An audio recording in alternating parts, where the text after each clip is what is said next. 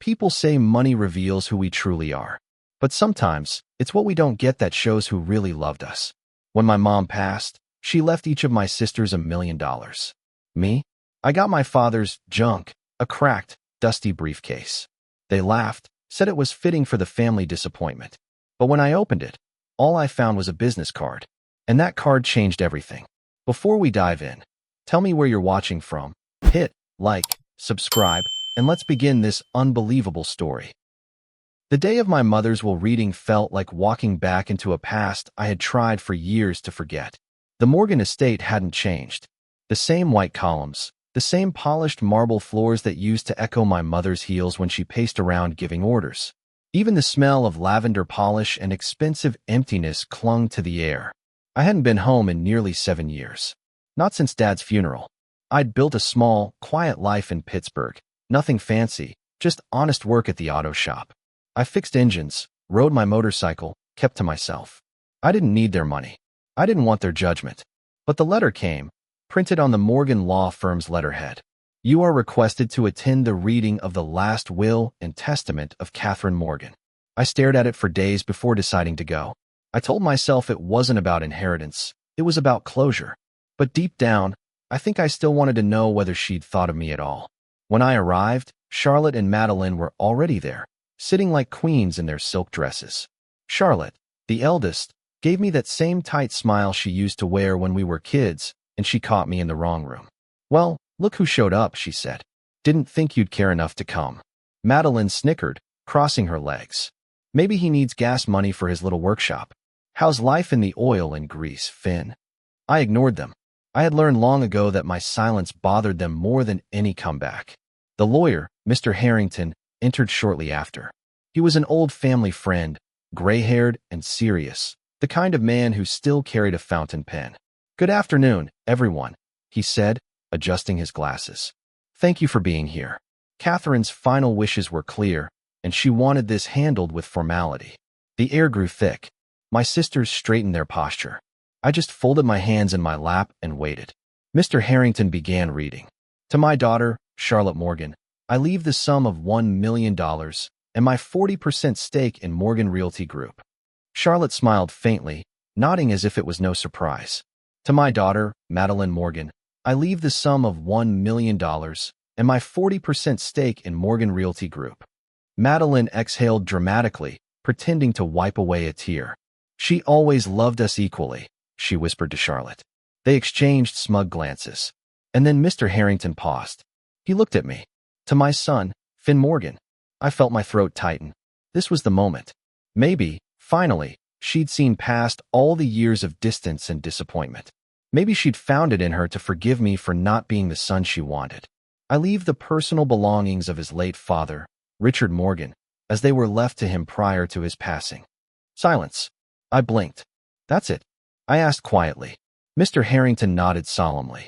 That is what Mrs. Morgan instructed. She specified that the remainder of her estate, including property and assets, be divided equally between her daughters. Charlotte's lips curved into a sharp smirk. Oh, that's poetic. Dad's junk for Dad's son. Madeline laughed out loud. Guess Mom wanted to keep the tradition of disappointment alive. I didn't say a word. I just sat there, numb, as Mr. Harrington lifted something from the corner of the room, a dusty, cracked leather briefcase. The handle was frayed, the edges worn.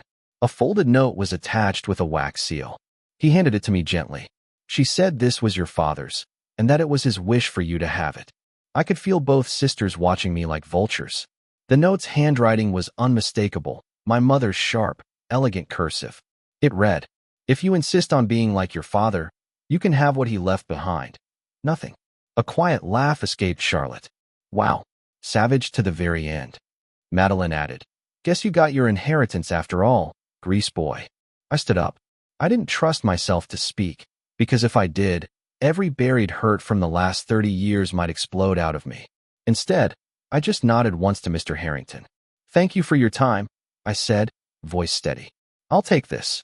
As I walked out of that mansion for the last time, I could hear my sisters laughing behind me. Their laughter echoed through the marble hall like it always had when we were kids, mocking, hollow, cold. Outside, the wind was sharp. I held the briefcase tighter as I walked to my old pickup truck. I should have thrown it in the trash right there in the driveway. That's what Mom wanted, to make me believe it was worthless. But as I sat in the driver's seat, something stopped me. Maybe it was the faint smell of leather and age, or maybe it was the quiet memory of Dad's voice telling me once, "Things aren't always what they seem, Finn." I turned the briefcase over in my hands. It was heavier than it looked. When I got back to my apartment that night, I set it on the kitchen table. For hours, I just stared at it under the flickering light. My hands hesitated before I finally flipped the clasps open. Inside, there was no stack of papers, no secret will, no envelope of cash. Just one single business card. It was cream-colored, edges yellowed with age. In neat black print. Continental Private Bank, Manhattan, New York. Richard Morgan, account holder. On the back, written in my father's looping handwriting, were 4 words. For Finn. When the time is right. I leaned back, confused. What was this supposed to mean? Why would Dad leave me this? For 20 minutes I sat there, staring at that card, feeling the weight of it grow heavier in my hands.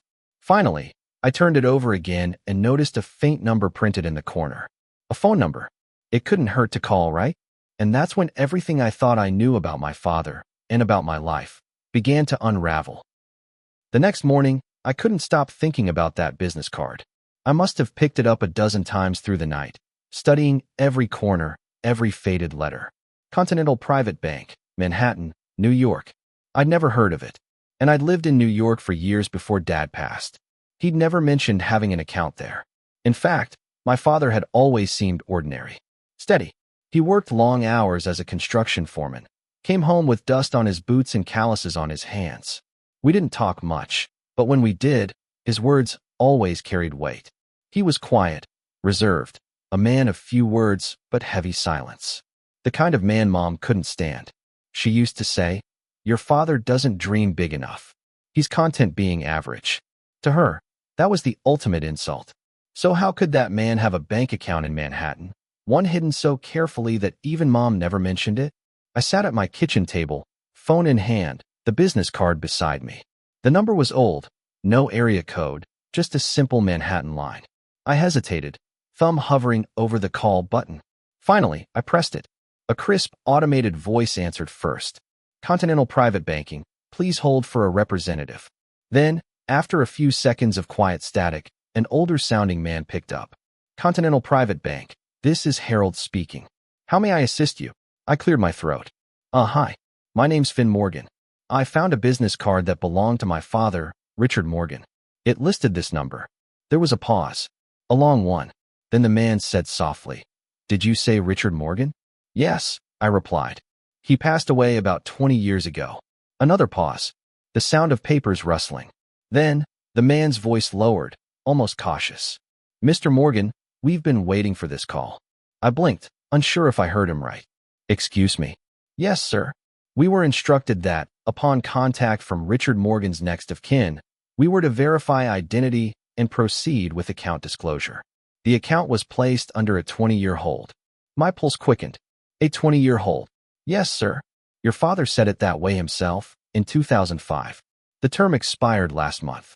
May I ask, are you Mr. Morgan's son?" "I am." "Then I think it's time we spoke in person." He gave me an appointment.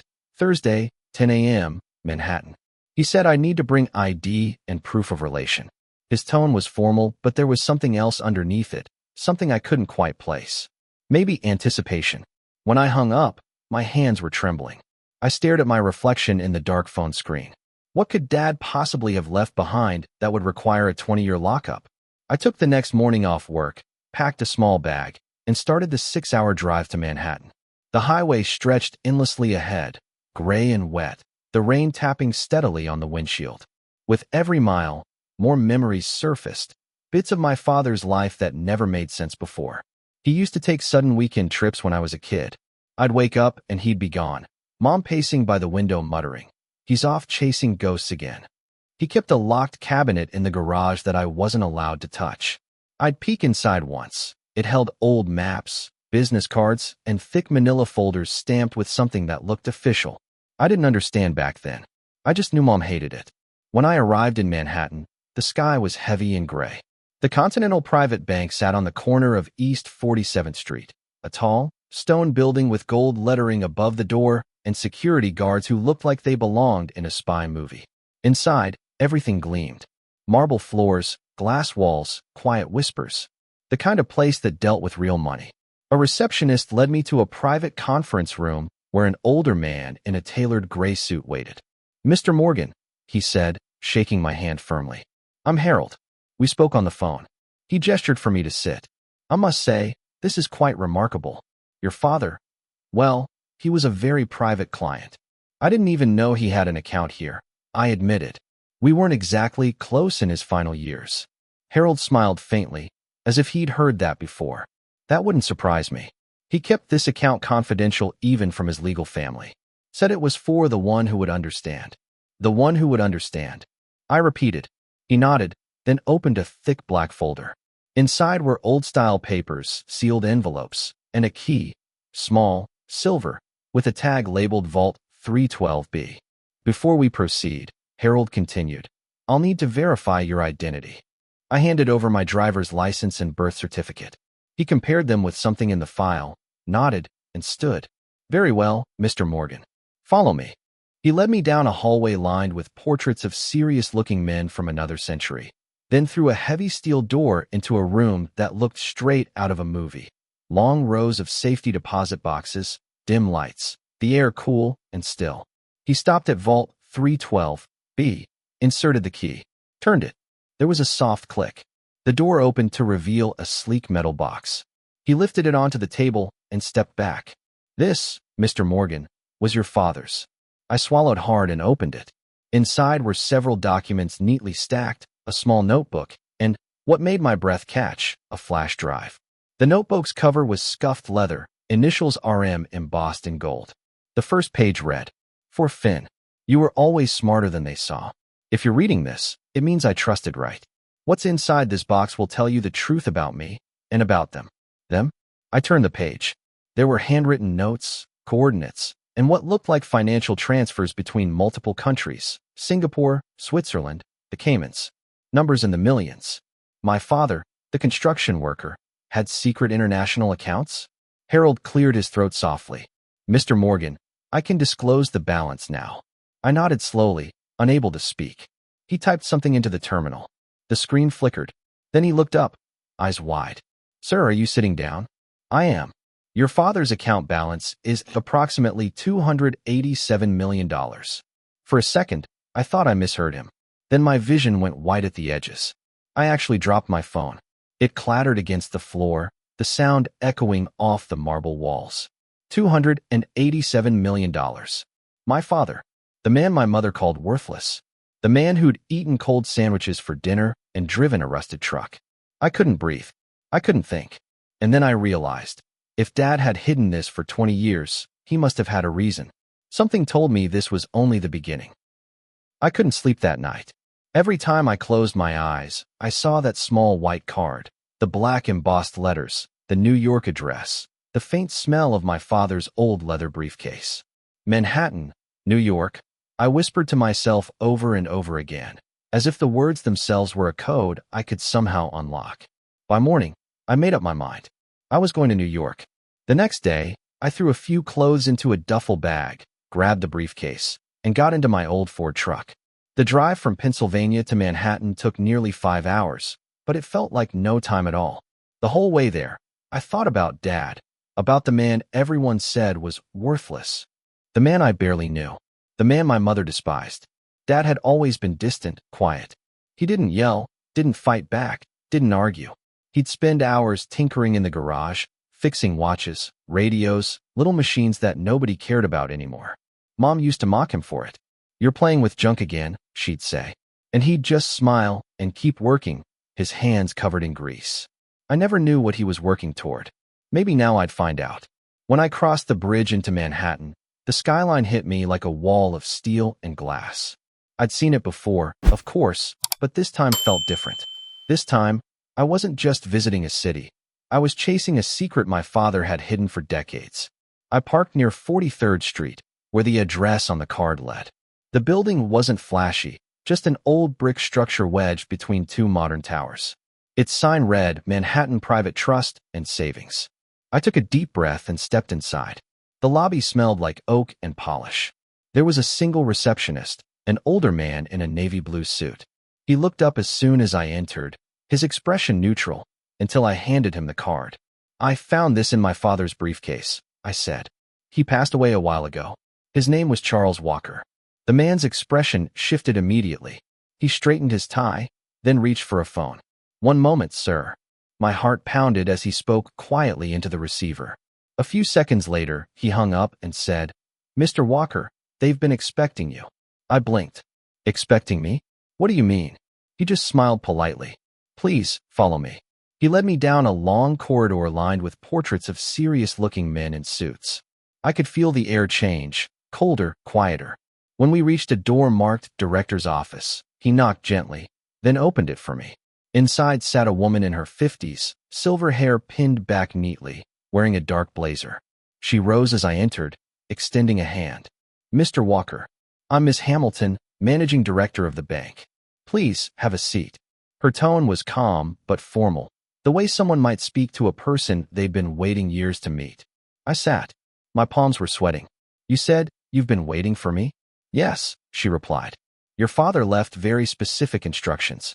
This account could only be accessed 20 years after his death, and only by his son." My throat tightened. "He really left something here?" Miss Hamilton nodded. She turned to a small safe behind her desk and opened it with a key. From inside, she pulled out a thick envelope sealed in wax.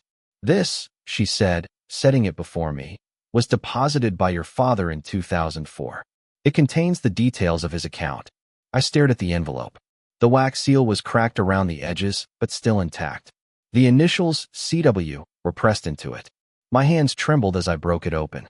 Inside was a short handwritten note and a single access slip with a series of numbers.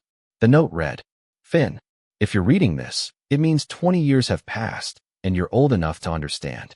I couldn't explain everything while I was alive. I failed in many ways, but this was my way of making sure you'd be okay. Go with honesty. Be patient. The truth will find you." "Dad." There was a lump in my throat as I handed the access slip back to Ms. Hamilton. She entered the code into her computer, then paused. Her eyes widened slightly. "Mr. Walker," she said slowly, "please excuse me for a moment." She stood and walked out of the room. I could hear her muffled voice through the door, urgent, low, speaking to someone else. I caught fragments. Yes, the account, finally opened, substantial. When she returned, she was composed again, but her expression had changed. "Mr. Walker," she said, "would you please come with me to the vault level?" I followed her down a secured elevator, my heart thudding louder with each floor we descended. Finally, the doors opened into a pristine, temperature-controlled room filled with individual lockboxes and security cameras. Ms. Hamilton led me to a small table where another banker was waiting. "For verification," she said, "please sign here." I scrawled my name, my hands shaking. The banker entered another code, and with a soft mechanical click, a drawer slid open in front of me. Inside was a stack of files, a USB drive, and a document marked Investment Portfolio. Ms. Hamilton turned the document toward me and began to speak quietly. "Your father was not a simple man. He made a series of investments over 30 years, mostly in emerging technologies, startups, and real estate trusts. He left all of it under a dormant account here, protected by long-term clauses and international trust funds." She looked up at me, her voice softening. "Mr. Walker, the total current balance, including compounded interest and accumulated dividends, is approximately..." But before she could finish, a loud buzz echoed through the hall. Another banker stepped in hurriedly and whispered something in her ear. She nodded gravely, then turned back to me. "I'm sorry, Mr. Walker," she said. "Before we proceed, I need to verify one final detail of your father's trust conditions. Please wait here." And just like that, she was gone again. I sat there alone, staring at the documents, feeling the weight of 20 years of silence pressing down on me. Whatever Dad had done, it wasn't random. He'd planned this. He'd hidden something massive, behind the image of being a worthless man. When Ms. Hamilton finally returned, she smiled faintly. "Thank you for waiting, Mr. Walker. The verification is complete." Then she took a breath and said, The total amount in your father's account, after all these years, is $142 million. For a moment, everything went silent. The sound of the air conditioning faded, my vision blurred, and the words barely registered. 142 million. I repeated, my voice trembling. Yes, she said. And as per your father's wishes, it's all legally yours. I didn't even feel the phone slip from my hand. It hit the floor, screen down, echoing softly in that quiet vault. I had to grab the edge of the table just to keep from collapsing. My father, the man everyone laughed at, had just changed everything I thought I knew about him, about my family, and about myself. I don't remember much of what happened in the minutes after Miss Hamilton said those words. My thoughts were swirling too fast to keep up. $142 million? It didn't seem real. It couldn't be real. My father, the Charles Walker everyone dismissed as a failure, a man who spent his life covered in grease-fixing junk, had left behind a fortune big enough to rewrite everything I thought I knew about him. When I finally found my voice, I asked, how? How is that possible? He never even had a real job after I turned 10. He was just fixing things. Always broke. Miss Hamilton gave me a faint, understanding smile. Mr. Walker, your father may have appeared ordinary, but the records show he was involved in early-stage investments in several companies that went on to become extremely successful. She opened a file and turned it toward me. In 1997, he invested a modest amount in a small startup called Microtech Solutions. Today, that company is known as MT Systems, one of the largest AI and semiconductor firms in the world. My mouth went dry. She continued, he also purchased shares in an energy firm during the early 2000s, SolarNext Global. At the time, it was almost bankrupt. But after 2 decades, with renewable energy surging, well, the value increased exponentially. And there's more, real estate holdings in Nevada, Colorado, and Texas, all held through shell corporations under this trust. She paused, watching me absorb it all. Your father was not a failure, Mr. Walker. He was a visionary. I sat back, stunned. The image I had of Dad, quiet, soft-spoken, endlessly patient, started shifting in my mind. I'd always thought he was resigned to his life. Maybe he was just hiding something bigger than I could have imagined. But why hide it? I finally asked. Why let Mom think he was worthless? Why let her treat him that way? Ms. Hamilton looked down for a moment. Perhaps he wanted to protect something or someone. She handed me another envelope. This was left for you personally. I tore it open carefully. Inside was another handwritten note, folded neatly, and a small photograph. It was of Dad and me at the lake when I was about 8 years old. He had his arm around me, smiling, something I hadn't seen him do much in my memories. The letter read, Finn, I didn't tell you or your mother because I knew what money can do to people. I'd seen greed destroy families, even close friends. Your mother and I had different values. She wanted recognition, power, a name in society. I wanted peace, and to build something that would last longer than noise and gossip. I stayed quiet because I needed to make sure you'd learn what really matters. Hard work, patience, kindness. Those are worth more than any inheritance. That's why you didn't grow up spoiled, why you had to find your own way. When you read this, you'll understand that everything I did was for you. But remember, son, money doesn't change who you are. It only amplifies what's already inside. I felt my throat tighten. My hands shook as I folded the letter again. For the first time in years, I wanted to cry. All those years I'd believed he was a nobody. He'd been quietly building an empire, not for himself, but for me. Miss Hamilton's voice was gentle. Your father also instructed us to give you access to his private archive. It's stored digitally, videos, voice recordings, journals. They might help you understand more. She handed me the USB drive from the safe. I clutched it like it was a sacred object. I'll look through it, I said softly. As I left the bank, I felt like I was walking through 2 worlds at once. The old world, where my father was worthless, and this new world, where he was a quiet genius who'd orchestrated a secret life. Outside, the New York air felt heavier, colder. I sat on a bench nearby, pulled out my phone, and opened my voice memos. Dad, I whispered, as if he could hear me. I'm sorry I ever doubted you. That night, in my cheap Manhattan motel room, I opened my laptop and plugged in the USB drive. A folder popped up titled, For Finn, When the Time is Right. My heart pounded as I clicked it. Inside were subfolders, videos, letters, documents, audio logs. I started with the videos. The first file opened to a grainy recording. Dad sitting in that same cluttered garage I remembered from childhood. The same workbench, the same old lamp buzzing overhead. "Hey, kiddo," he said, smiling into the camera. "If you're seeing this, I guess I'm long gone. I wanted to tell you a few things the world doesn't know about your old man." He went on to talk about how he'd started fixing radios not just for fun, but to understand circuitry. He was self-taught, fascinated by early computing.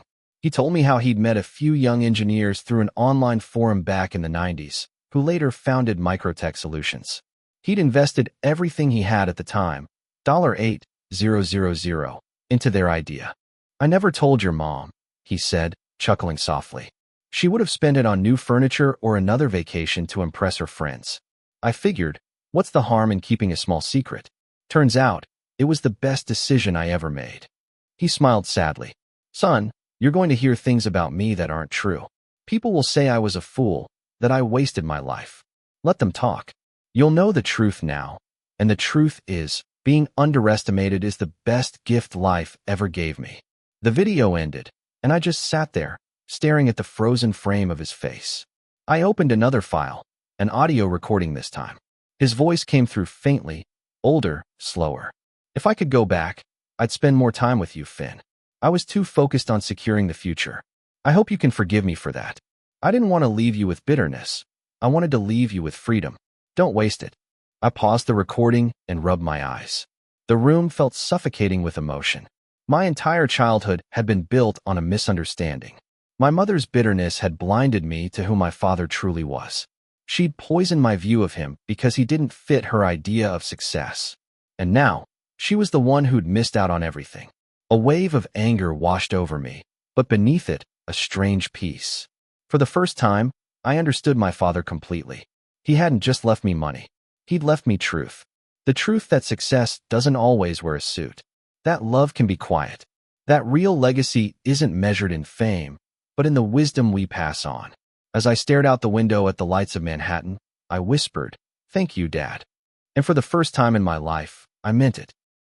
By the time I drove back home, my emotions were a storm I couldn't calm. I'd left New York with a file folder full of documents, my father's letters, and confirmation that I was now the sole heir to a fortune I hadn't even known existed. But what weighed on me more than the money was the truth. For the first time in my life, I saw my father for who he really was, a man of patience, humility, and quiet brilliance. And now, I had to face the people who had mocked him, who had mocked me for being his son, my sisters, and my mother. The drive to my hometown felt endless. The further I got from Manhattan, the more I could feel the tension in my chest tightening. How was I supposed to tell them? How was I supposed to even begin explaining that Dad's so-called junk had turned out to be worth over $100 million, and that it was all legally mine? When I finally pulled into the familiar gravel driveway of my mother's house, I sat there for a long time, just staring at the porch. I hadn't been here since the funeral, months ago. The memories hit me like a punch. Mom crying one second and complaining about wasted years the next. My sisters whispering about how Dad never amounted to anything. Now, I was walking back into that house with the truth burning inside me. I took a deep breath, grabbed the briefcase from the passenger seat, and walked up to the door. My sister Claire opened it.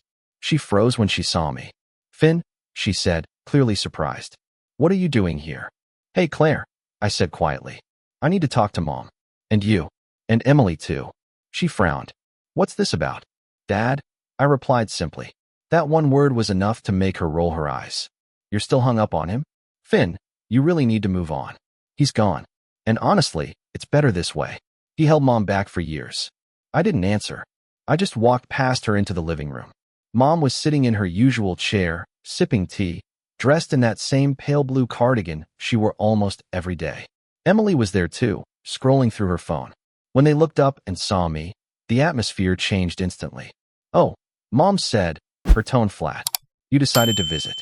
What? Did you finally realize your sisters are the only family that actually stayed around?" "Mom," I said calmly, though my voice shook slightly. "We need to talk about Dad." Her expression hardened. "There's nothing to talk about. That man was a waste of space. and I'm not going to let you romanticize him now that he's gone. Maybe you should hear me out first, I said. Emily scoffed. This should be good. What? Did you find another one of his broken radios? No, I said, setting the old briefcase on the coffee table. I found this.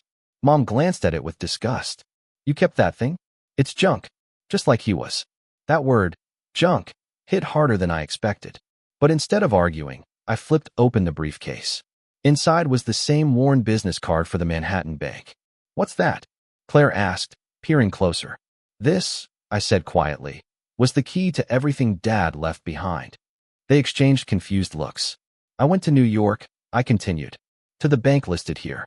They had an account under Dad's name, locked for 20 years. And it just opened. Mom frowned. An account? Are you saying your father hid money from me? He couldn't even keep a steady job.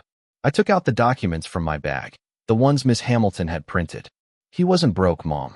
He invested in companies that grew over the years. He didn't tell you because, well, maybe he knew how you'd react. Her face turned red. How I'd react? You think keeping secrets was justified? He left us with nothing. I met her eyes. He didn't leave you with nothing. You got everything in the will, except this briefcase. You just didn't know what it meant. Emily leaned forward, crossing her arms. Okay, Finn, enough games. What are you saying exactly? I took a deep breath. I'm saying Dad left me everything he owned. The briefcase was a clue to his trust account. He left me his fortune, his entire estate. They all went silent. Claire laughed first, a sharp, bitter laugh. Fortune? You mean his pile of screws and tools? Oh, Finn, you've really lost it. I slid one of the documents across the table, the bank statement with the official seal. You tell me if that looks fake. Mom picked it up reluctantly. Her eyes scanned the page. Then she froze. The color drained from her face. What is this? She stammered. That, I said quietly, is a summary of Dad's trust account balance. Emily leaned over her shoulder and gasped. Wait, is that $142 million? Yes. For the next 30 seconds, nobody spoke. The air in the room felt electric, heavy with disbelief. Mom's hand trembled. That's impossible. He was worthless. He never. He wasn't worthless, I cut in sharply. He just didn't flaunt what he had. He spent his life quietly building something real, something lasting. And you never saw it because you were too busy mocking him for being ordinary. Claire stood up, her voice rising. You're lying.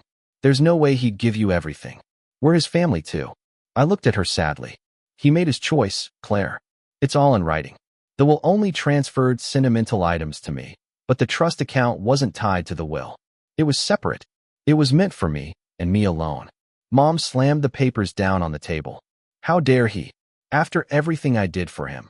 After all the years I spent keeping this family together while he wasted time with his junk.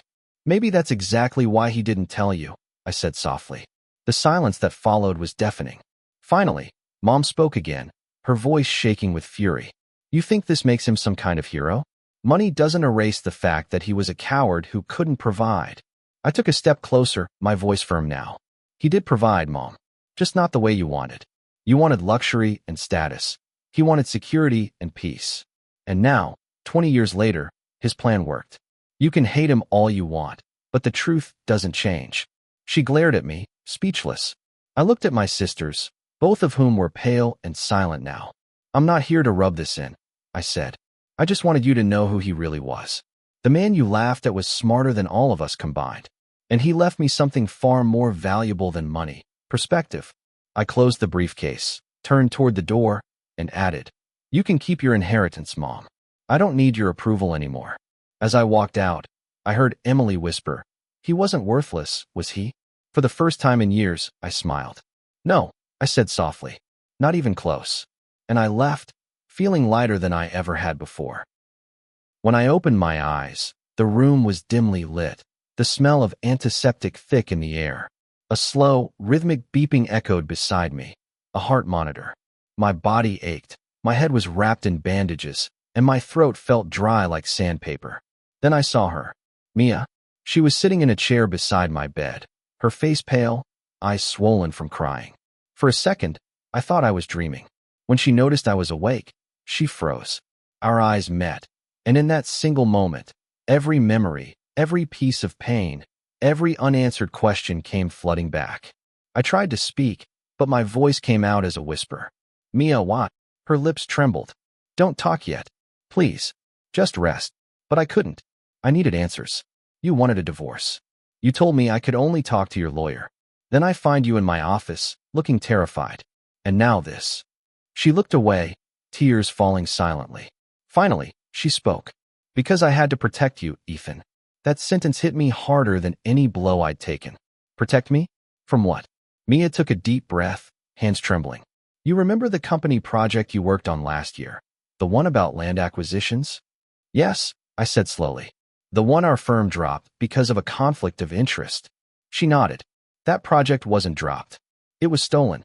Someone inside your company leaked your proposal, your legal frameworks, the land zoning strategy, everything.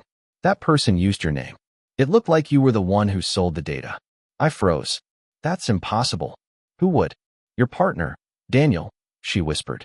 He framed you. And when the board started investigating, he made sure all the money transfers led back to your accounts. My heart started racing. Daniel, my closest friend, my best man at our wedding. Mia continued, her voice shaking. I found out 6 months ago. I overheard a call between Daniel and someone from Rickson Corporation. He mentioned your name, said you'd take the fall if things went wrong. I clenched my fists, the four in my arm tugging painfully. Why didn't you tell me? She looked at me, eyes full of guilt. Because the moment I tried, someone followed me. I started getting messages, threats. They said if I told you, they'd hurt you.